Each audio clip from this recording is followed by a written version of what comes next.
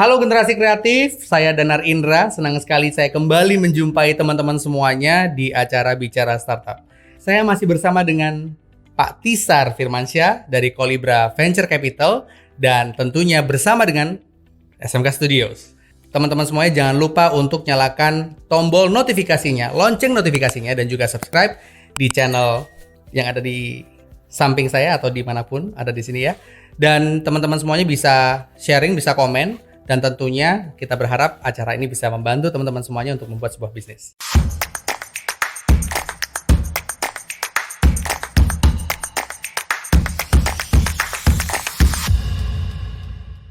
Oke Pak Tisar, kemarin kita sudah bicara mengenai bisnis model. Nah sekarang kita stepnya udah naik lagi ke bagaimana caranya kita hiring nih Pak. Nah kalau menurut Pak Tisar, dari kacamata venture capital, kapan sih waktu yang tepat untuk kita memulai untuk rekrutmen? Kalau mungkin nggak ada jawaban yang pasti ya, karena kan rekrutmen itu semuanya trial error proses ya. Karena mungkin kita juga di episode yang sebelumnya pernah ditanyakan tentang bagaimana mencari partner. Yes. Ya partner itu basically ya sama dengan recruiting juga kan. Jadi is a iteration process. Jadi itu kita lagi punya produk, punya ide, kita akan cari kita punya partner atau calon-calon employee, karena kita kan langsung udah tahu nih nanti kalau mau bikin produk ini nanti kita butuh tenaga pemasaran, butuh tenaga legal, mungkin tenaga HRD. Nah itu kita mulai lihat, kita punya koneksi, kita teleponin satu-satu untuk tanyakan mereka punya feedback ya kan. Dari sana kita bisa lihat sambil interview kan, sambil kita interview ternyata si A si B cocok nih. Nah kita coba tawarin idenya, kita pasang idenya itu ke orang-orang tersebut. Jadi memang kalau ditanya persis kapan kita mesti mulai, ya sebenarnya Anda mulai hiring sejak Anda punya ide tersebut. Kenapa? Karena itu akan penting juga untuk dapatkan feedback dari teman-teman kita sendiri sebelum kita mulai. Oke, tapi walaupun sebenarnya kita belum punya funding sama sekali, kita hiring itu nggak apa-apa Pak ya? Nggak apa-apa dong. Ya karena kan lagi awal buat produk kan justru kita harus punya tim dulu. Kalau tungguin funding dulu baru cari tim ya repot. Biasanya venture capital juga nggak mau tuh. Kalau misalnya kita invest ketemu startup yang timnya aja belum lengkap. Oke, nah Pak, ini sebenarnya yang saya agak tergoda tadi. Dulu kita bahas tentang mencari partner sama kayak mencari pasangan. Kan? Nah, kalau employee, which is jumlahnya kan lebih besar dibandingkan dengan C-level lah Pak. Itu apakah sama seperti orang mencari pasangan atau ya udah ini kayak kita lagi nyortirin teman-teman nih gitu? Mungkin beda kali ya, mungkin beda karena kan kalau levelnya partner itu kan yang benar-benar decision making yang menentukan arah perusahaan. Jadi visinya itu harus satu visi supaya arahnya sama, ya kan. Kalau untuk employee atau tim gitu kan, kita paling penting adalah mencari orang-orang yang memang mempunyai passion di bidang yang sama. Karena ini sebuah startup ya, ini bukan perusahaan yang established gitu ya. Established yang kantornya mentereng, yang gajinya besar mungkin ya.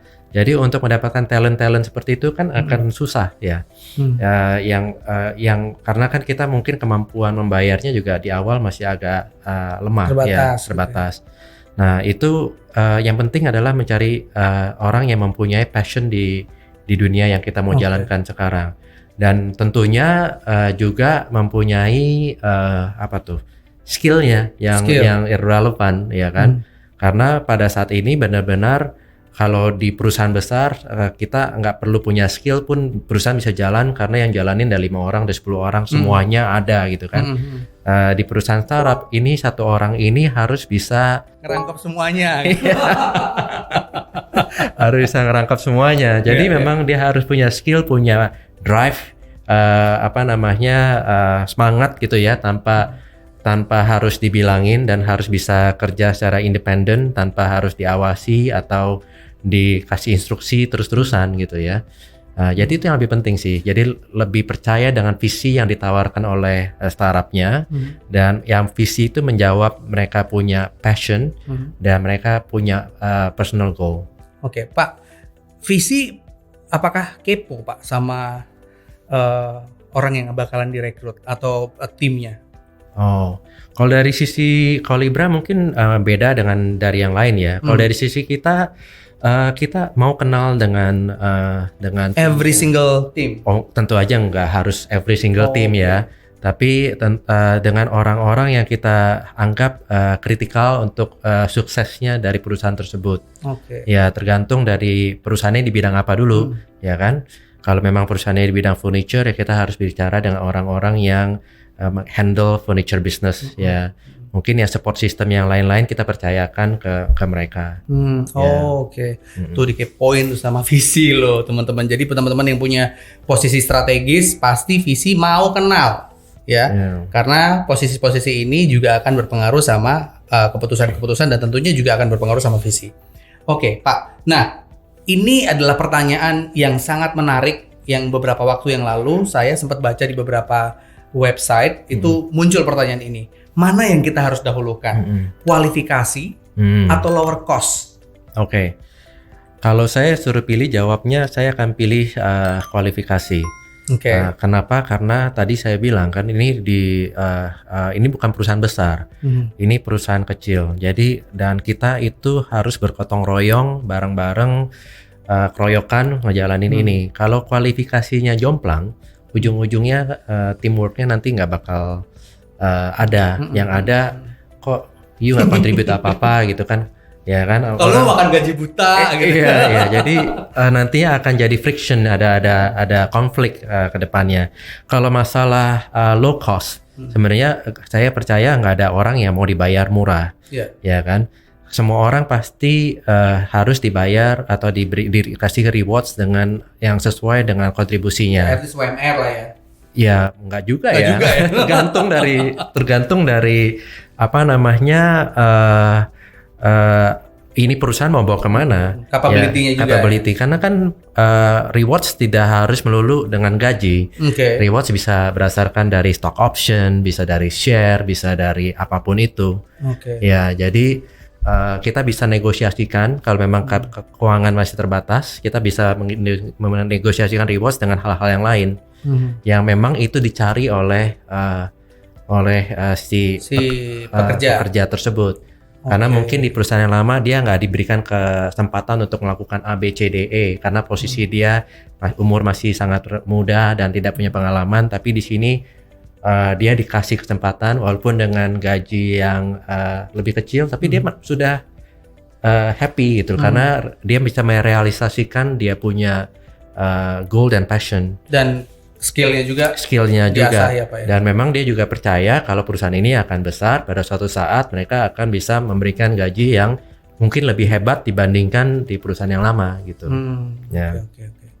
Nah, pertanyaan terakhir Pak, ketika venture capital tahu tim yang sudah dibangun oleh si founders dan juga C-levelnya gitu.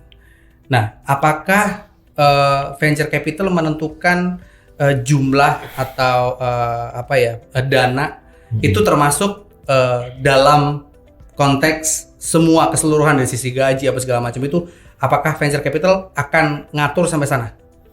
Kalau dari sisi Kolibra Capital kali lagi kita nggak pernah ngatur.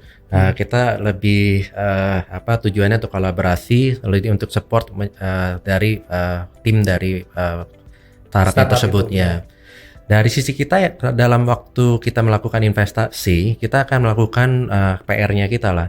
Jadi kan kalau misalnya mereka bilang, oh saya butuh uang $500,000 untuk apa? Ya kan, dia bilang, oh $100,000 dipakai untuk hiring gitu kan. Waduh, $100,000 untuk hiring banyak amat gitu kan. Ya kita tanya gitu, kita kan tanya lebih sebenarnya kenapa you need this money for hiring gitu kan. Karena kan uang ini bisa dipakai misalnya untuk sewa kantor, untuk beli untuk beli produk, inventory, ya kan, untuk bayar cloud system, untuk bikin aplikasi, misalnya untuk yang lain-lain ya kan. Jadi kan yang kita mesti lihat adalah prioritas ini yang penting yang mana.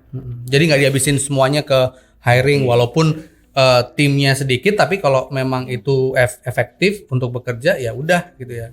Tapi juga kita nggak mau untuk mendiskon hiringnya tersebut. Kalau memang hiring itu memang penting ya harus dijalankan. Kalau enggak siapa yang mau jalan? Iya benar sih, benar juga ya. Iya. Oke.